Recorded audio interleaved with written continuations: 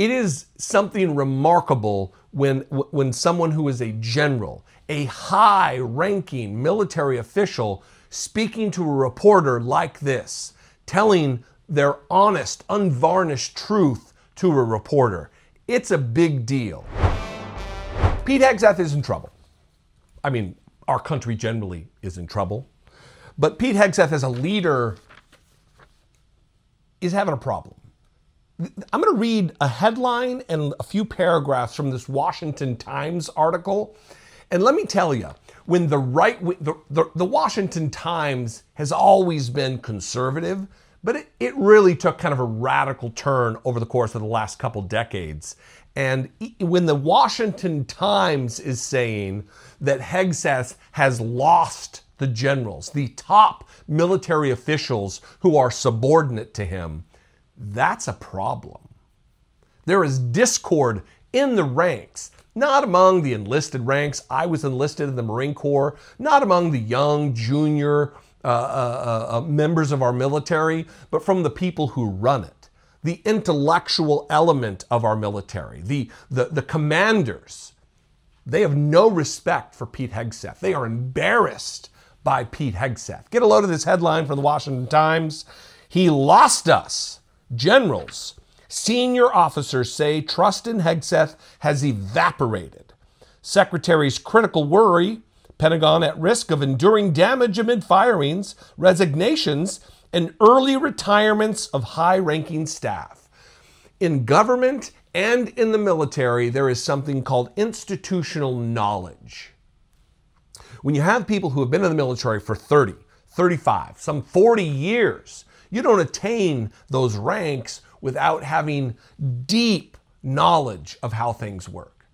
And people are leaving in droves, they are resigning, they are just retiring because they don't want a part of this. They don't want to be a part of a fascistic administration. They don't want to be subject to the unlawful orders of this despot president of the United States.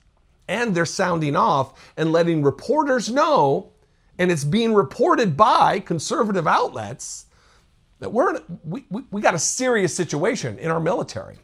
This is from, again, the Washington Times.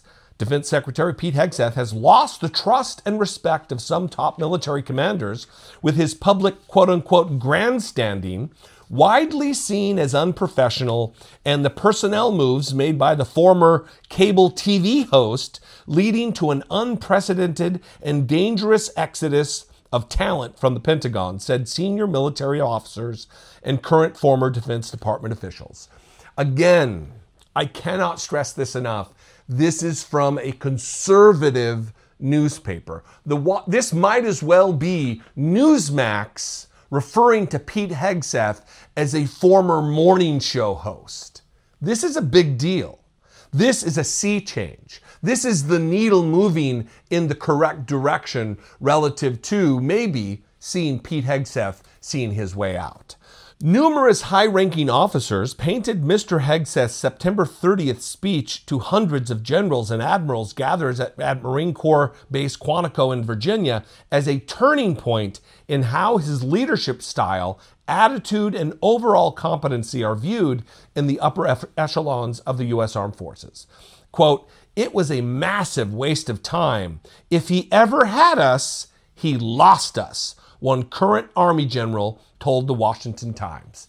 Look, it is something remarkable when someone who is a general, a high-ranking military official, speaking to a reporter like this, telling their honest, unvarnished truth to a reporter. It's a big deal. And this general also knows it's a big deal. This story should be making waves. This story should be reported on more widely by more mainstream and normal, respectable outlets than just the Washington Times. There are a ton of really amazing quotes in here. Get ready for these. The Quantico speech, described by other sources as quote-unquote embarrassing and theatrical to a degree that is, quote, below our institution, seemed to crystallize beliefs about Mr. Hegseth that had taken root among some senior officers, including the view that the secretary operates with a junior officer's mentality that has led him to micromanage policies about issues such as military facial hair standards and press access to the Pentagon, sometimes at the expense of the much broader portfolio of a typical defense secretary. In other words, these general officers, these highly educated, these people of great, usually high moral character, but certainly deep institutional knowledge of the Pentagon, they're saying this dipshit's acting like some kind of a lance corporal, talking like a Marine here, some kind of a junior officer, like a butter bar, a second lieutenant, yet he's the Secretary of Defense. This is doing great damage, both reputationally, but also operationally to the Pentagon. Quote, mainly what I see from him are not serious things, a current senior officer said. Quote, it's why did this service member tweet this, or internal politics and drama. That's mostly what I see. Mr. Hegseth clearly does not care about such criticism. At Quantico, he told any officer who disagreed with his priorities and his laser-like focus on a return to what he calls the military's warrior ethos to resign. That's not leadership, by the way. My way or the highway isn't leadership. It's certainly not servant leadership, but it's not leadership just in general. This is not how our military operates. High-level sources said they believe that Mr. Hegseth is simultaneously doing deep damage to the military, both from a public relations standpoint and structurally behind the scenes. That may not be fully apparent until months or even years from now. They say Mr. Hegseth's insistence that the Pentagon will embrace a color and gender-blind meritocracy is at odds with the reality inside the Defense Department, which President Trump has given the secondary title War Department. They argue that the firings, early retirements, and resignations that have amassed over the past 8 months will fundamentally weaken the military.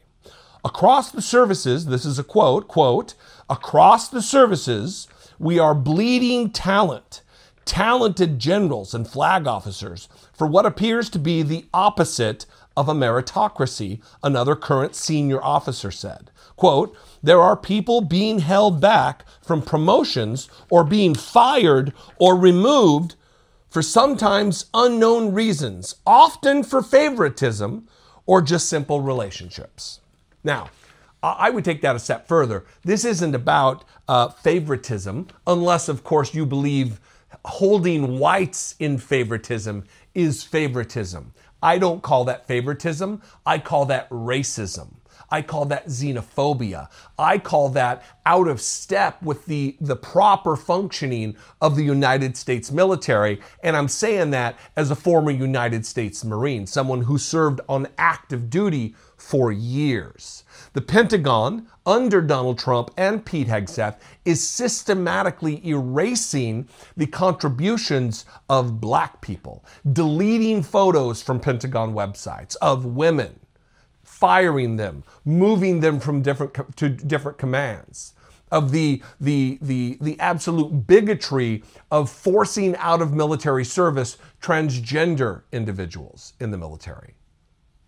This is not how it works. This is not how it should work. This is weakening the military. And when you weaken the Defense Department, you weaken our national security posture on a global stage. And it is by design, because Donald Trump doesn't want a strong American military. He wants to cuddle up to people like Vladimir Putin. He wants to give the benefit of the doubt to Kim Jong-un and Xi Jinping and Viktor Orban and despots and dictators all over the globe, because that's the club he wants to be in. That's the association he wants to have. He doesn't want to be in good company, of decent company, of respectable company like NATO. He wants to be in the axis of evil. He wants to be the tip of the spear for the axis of evil, to borrow a term from George W. Bush post 9/11. This puts us all at risk. This puts us all in danger. It's not just an institutional issue for the military. It puts your life, your children's lives, your grandchildren's lives at risk. This risks our very democracy, our very way of life. It's not hyperbole to call it what it is. Anyway, I'm going to leave you there. This is it for today. I am very happy to be back. I'll be working from a hotel room for the rest of the week and next week as well. I am in Osaka right now. We're going to be in Hiroshima. We're right around the 80th anniversary of the war crime that we committed against the Japanese people with the bombing of Hiroshima and Nagasaki. It's one of the reasons I'm here in Japan, and I'm going to be talking about that, doing some reporting from there, and I hope you will join me. I'd love your opinion on this. You can sound off in the comments, talk about this amongst yourselves, and you can also call the voicemail line, 714-576-4054. And of course, as always, you can email me daily@dollemore.com. I love and appreciate you very much. Once again, ending the show today, I want to say thank you to Garrison Hayes. You are a beautiful human being, and I am lucky beyond measure that I have so many good friends and colleagues in this space who are willing to step in and help me out in a time like this. I hope you'll all go and subscribe to his channel. Support independent media. He is doing stellar work in this space, and he needs every bit as much of the support and buoying of the spirit as you give me. Do me a favor and go subscribe to his channel. There will be a link below. I love and appreciate you very much. I will see you next time. Until then, be genuine and take care of one another.